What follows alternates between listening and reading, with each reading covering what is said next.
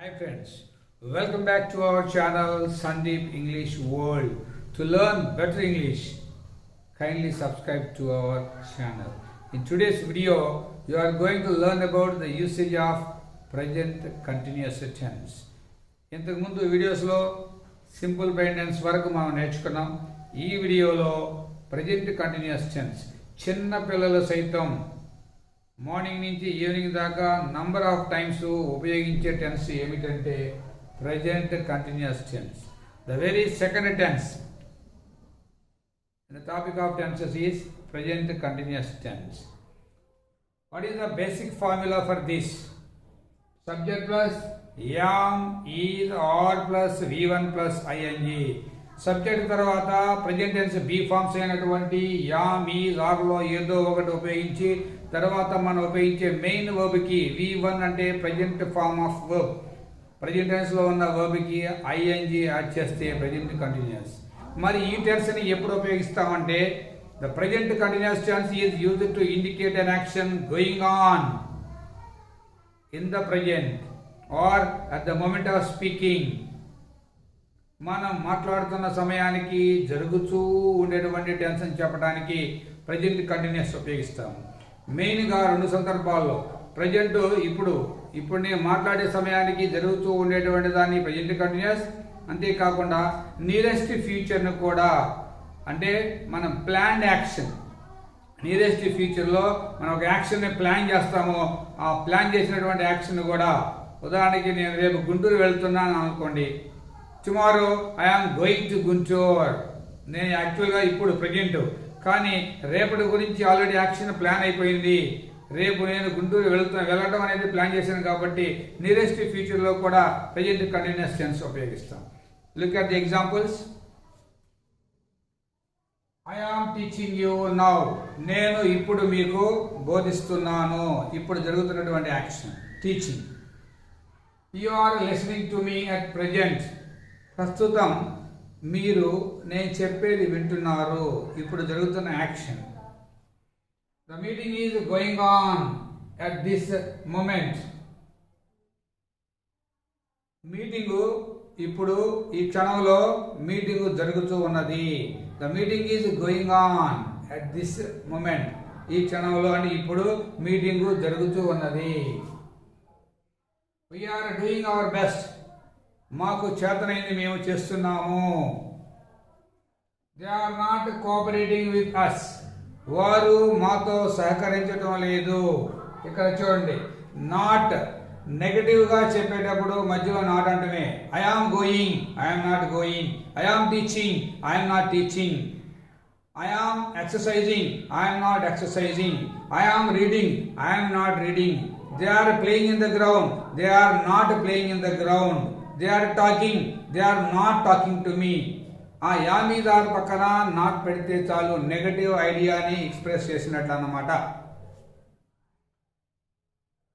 He is making a lot of noise in the class. అతడు క్లాసులో చాలా గొడవ చేస్తున్నాడు. She is using vulgar language. ఆమె బూతు పదజాలం ఉపయోగిస్తున్నది. It is raining continuously. ఎడతెరిపి లేకుండా వర్షం కురుస్తూ ఉన్నది. ఇక్కడ రెయిన్ నే మెయిన్ వర్బ్ గా మనం ఉపయోగించాం. The meeting is going on. Already meeting అనేది పైన వచ్చినది. మీటింగ్ స్థానంలో క్లాస్ అన్నమాట. క్లాస్ జరుగుతూ ఉన్నది. The class is going on. ఏం జరుగుతుంటే అది. దిస్ గర్ల్ ఈజ్ పించింగ్ మీ. ఈ అమ్మాయి నన్ను గిచ్చుతున్నది. ఎల్కేజీ యూకేజీ పిల్లలు సైతం కంప్లైంట్ చేస్తూ ఉంటారు. ప్రజెంట్ కంటిన్యూస్ తరచుగా ఉపయోగిస్తూ ఉంటారు. ఈ అమ్మాయి నన్ను గిచ్చుతున్నది. దిస్ గర్ల్ ఈజ్ పించింగ్ మీ. వెంటనే సమాధానం చెప్పింది ఆ అమ్మాయి, ఐఎమ్ నాట్ పించింగ్. నేను పించేయటం లేదు. This boy is crying. ఈ అబ్బాయి ఏడుస్తున్నాడు. ఇలా ఏ యాక్షన్ జరుగుతూ ఉంటే యాక్షన్. ఫ్యాన్ తిరుగుతూ ఉంది అనుకోండి, the fan is running. Fan తిరుగుతూ ఉన్నది. ఫ్యాన్ తిరగటల్లా, the fan is not running. Fan తిరగటం లేదు. ఇలా ప్రజెంట్ కంటిన్యూస్ అనేది నిజంగా చాలా మంది పిల్లలకి ఫేవరెట్ టెన్స్ గా చెప్పవచ్చు. You are wasting your valuable time. నీవు నీ యొక్క విలువైన సమయాన్ని వృధా చేస్తున్నావు. ఇలా నంబర్ ఆఫ్ ఎగ్జాంపుల్స్, ఇంకా కొన్ని ఎగ్జాంపుల్స్ చూద్దాం. I am preparing well for the exams. నేను పరీక్షలకి బాగా ప్రిపేర్ అవుతున్నాను. ప్రిపేర్ అవ్వట్లేదు అనుకో, I'm not preparing well for the exams. We're taking rest here. మీరు ఇక్కడ ఏం చేస్తున్నారు ఎవరిని అడిగారు అనుకో, మేము ఇక్కడ విశ్రాంతి తీసుకుంటున్నాం. We are taking rest here. They are playing in the ground. వాళ్ళు గ్రౌండ్లో ఆడుకుంటున్నారు. You are telling lies. నీవు అబద్ధాలు చెప్తున్నావు. జనరల్గా you are telling lies to me. నాతో అబద్ధాలు చెబుతున్నావు. ఇంకొక స్టైల్లో you are lying to me. ఆ లైనే వర్బ్గా ఉపయోగించుకొని చెప్పొచ్చు. You are lying to me. I'm not coming with you. నేను నీతో రావడం లేదు. ఐఎమ్ కమింగ్, వస్తున్నా. I'm not coming. I'm not coming with you. You are talking too much. ఎక్కువగా మాట్లాడుతున్న వ్యక్తితో అనాలి. You are talking too much. నువ్వు చాలా ఎక్కువగా మాట్లాడుతున్నావు. It is getting dark. చీకటి పడుతూ ఉన్నది. చాలా మంది ఎక్స్ప్రెషన్ చెప్పమంటే చెప్పలేరు. It is getting dark. చీకటి పడుతూ ఉన్నది. We're facing some problems here. మేము ఇక్కడ కొన్ని సమస్యలు ఎదుర్కొంటున్నాము. You are joking with me.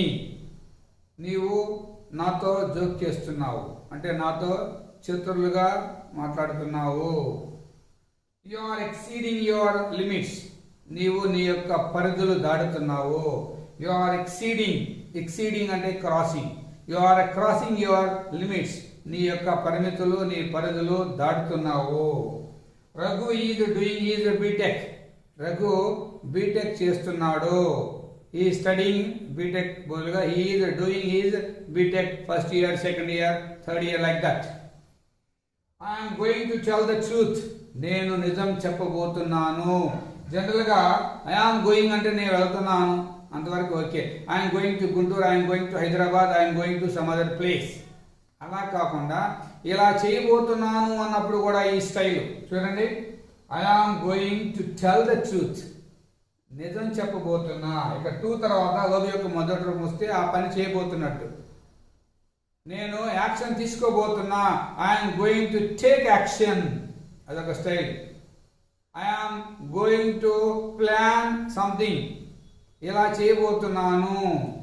I'm going to arrange a meeting. నేను ఒక మీటింగ్ ఏర్పాటు చేయబోతున్నాను. ఇలా చేయబోతున్నాను అన్నప్పుడు కూడా I'm going to do something. ఈ సెంటెన్స్ నాకు నేనెంతో ఇష్టపడే sentence. Our neighbours are moving out. మా పొరుగు వాళ్ళు వెళ్ళిపోతున్నారు. ఆల్రెడీ పక్కన ఇంట్లో ఉన్నటువంటి వాళ్ళు ఇంకో చోటుకి వెళ్ళిపోతుంటే they are moving out. We're not trying to harm you. మేము నీకు హాని తలపెట్టే ప్రయత్నం చేయటం లేదు. We're not trying to harm you. ఇంకా వీటితో పాటు ఇదే టెన్స్లో ఎస్ ఆర్ నో టైప్ క్వశ్చన్స్ని ఎలా ఫ్రేమ్ చేయాలో మనం చూద్దాం. Look at the basic formula for making yes or no type question in present continuous tense. Am is are plus subject plus V1 plus ING. Subject to be ఫామ్ని invert చేస్తే మనకి yes or no type question వస్తుందని నేర్చుకున్నాం. అలాగే ఇక్కడ ఈ టెన్స్లో కూడా అంతే. ఎస్ ఆర్ నో టైప్ క్వశ్చన్స్కి కొన్ని examples. Are you going to college? నీవు కాలేజీకి వెళ్తున్నావా? వెళ్తుంటే ఎస్ ఐ ఆమ్. బ్రీఫ్గా చెప్తే చాలు ఆన్సర్. వెళ్ళకపోతే no I am not. Are you coming from home?